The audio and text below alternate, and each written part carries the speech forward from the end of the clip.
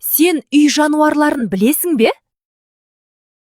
Менің атым құлын, ал менің анам жылқы.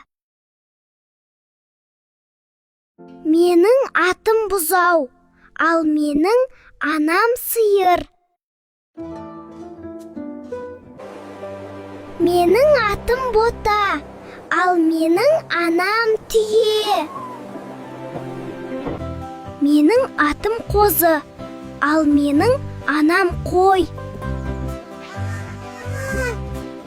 Менің атым лақ, ал менің анам ешкі.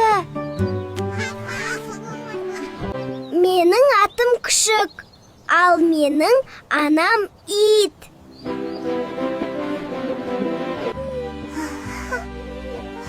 Менің атым марғау, ал менің анам мысық.